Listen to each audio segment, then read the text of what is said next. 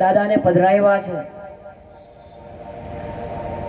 દાદાની સમક્ષ આવી પ્રાર્થના કરવામાં આવે, એની નાની માનતા કરવામાં આવે, અને એવું એક પણ કામ ન હોય કે કષ્ટભંજન દેવ એનું કામ છે પૂરું ન કરે. બહુ પ્રતાપી દાદાનો ખૂબ પ્રતાપ છે.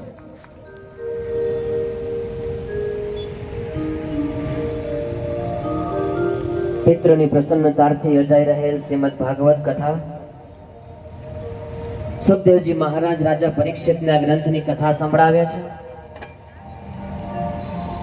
કથા સંભળાવતા ગઈકાલે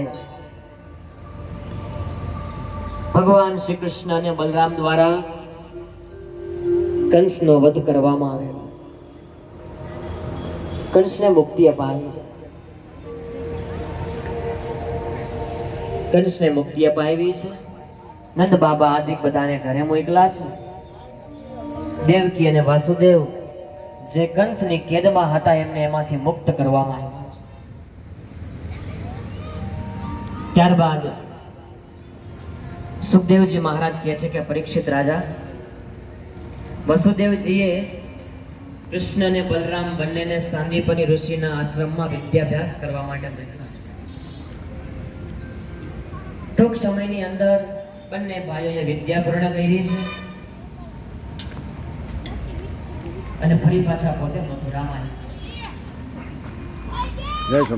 અને હવે ત્યારબાદ ભગવાન શ્રી કૃષ્ણના જીવનમાં જાવ જ છું. હું આગળ જાતો નથી, રાજકોટ જાઉં અત્યારને પ્રતિષ્ઠા. આ તો આજે આવું પડે આવ્યું. અત્યારે રાત્રે છાપામાં છે, રાત્રે બંધ કરું એટલે આનું ઉતારું એટલે હું નીકળી જાઉં અને બનો. કારણ કે જો હું છાપાવાળો છું, કલાકાર છું. અને સાંભળો બધા એટલે રાત્રે આજે સાંજે રાજકોટ પર કરો અત્યારે ત્યાં પ્રતિષ્ઠા. એટલે આજે મારે અહીં હાજરી આપવા એટલે કાંઈ વાંધો બરાબર. મારું કાર્ડ તમને આવ્યો મારે કાર્ડ આ યુટ્યુબ છે, ચેનલ એ તો નીકળી ગયો ને બરાબર.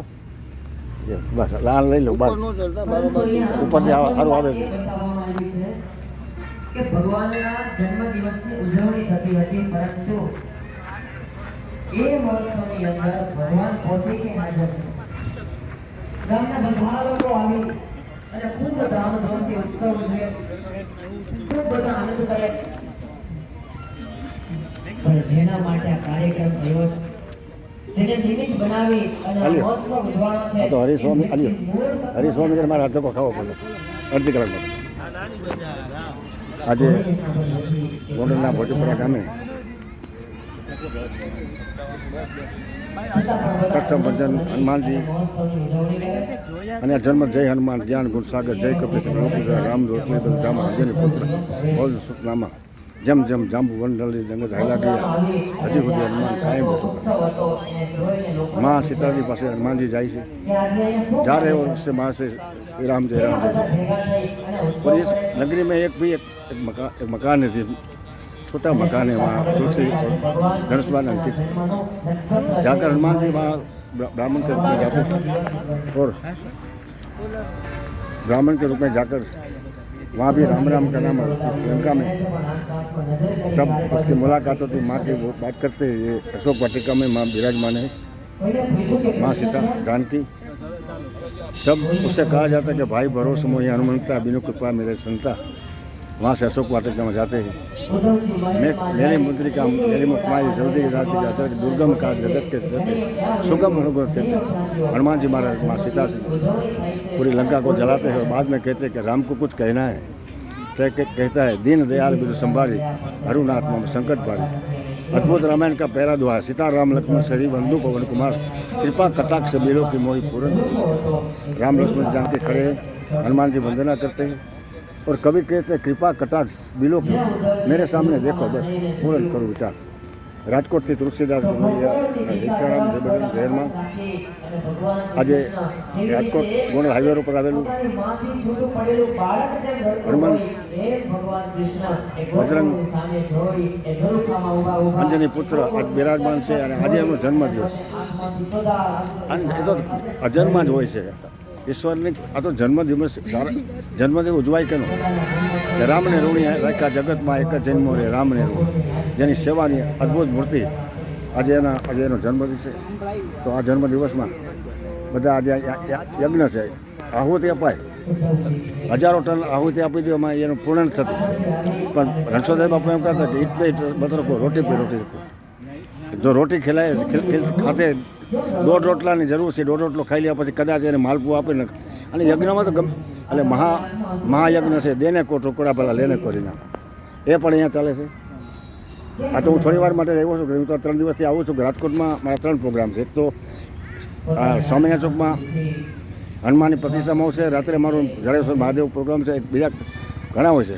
પણ આ મારો હરીશ્વર મારો બાપ છે અને મારે અહીંયા આવવું પડે. અને હનુમાન મારો બાપ છે, કારણ કે નામે તુલસીદાસ છે. એટલે તુલસી કબીર કહેતા ને, કબીરા સબ નિર્ધ હનુમાન નહીં, કોઈ હનુમાન જાકો જાનીએ રામ નામ જમે. એટલે રામનો જે મહિમા અને હનુમાનજી આજે બિરાજમાન છે. આજે કોઈ પણ જગ્યાએ કદાચ કૃષ્ણનું મંદિર હશે, પણ હનુમાનનું મંદિર દરેક જગ્યાએ હજી સુધી હનુમાન. એટલે હનુમાનજીના બિરાજમાન છે. અહીંયા મારુતિ યજ્ઞની તૈયારી થયેલી છે. બધા અહીં મહેમાનો પણ બિરાજમાન છે અને પંડિતો વિદ્વાનો આજે મંત્રો બોલી અને આ મહાયજ્ઞમાં પોતે ભાગ લે છે.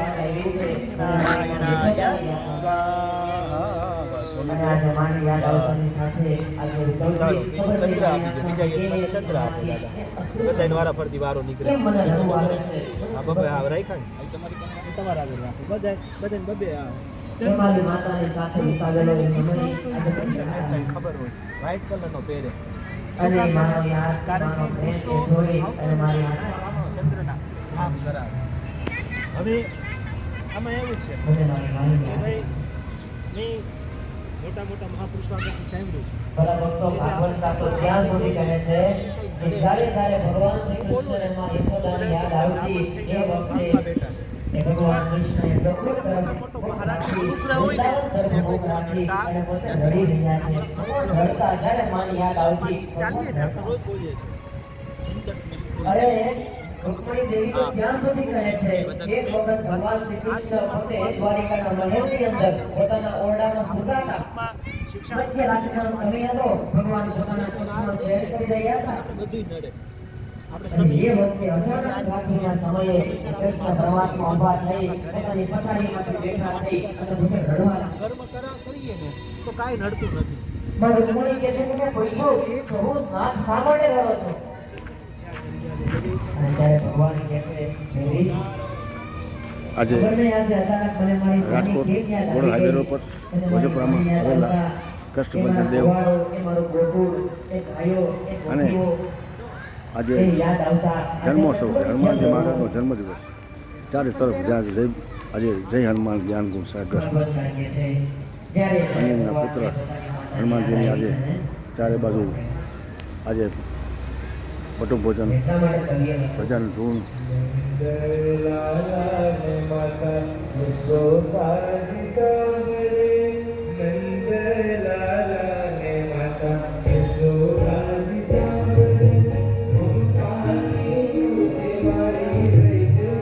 આજે રાજકોટ હાઈવે ઉપર ભોજન કૃષ્ણમાંથી બિરાજમાન છે. બધા ભક્તજનો રાજાને નમન કરી પોતાને જીવન કર્યા. જય શ્યારામ, જય બજરંગ, ગુરુ શરણ શરણ ગુરુ શરણ બુદ્ધિ કરી સુંદર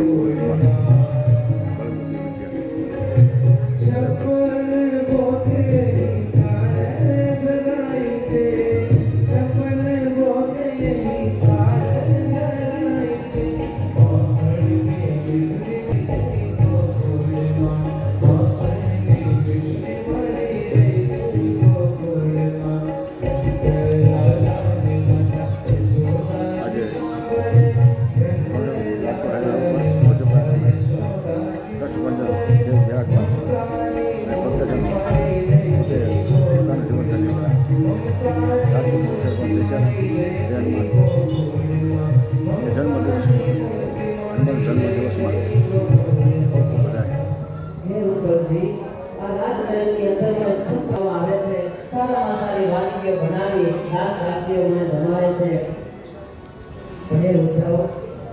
થાળીની અંદર હું માખણને જોઉં ને ત્યારે મને એ મારી માં યશોદા યાદ આવે છે.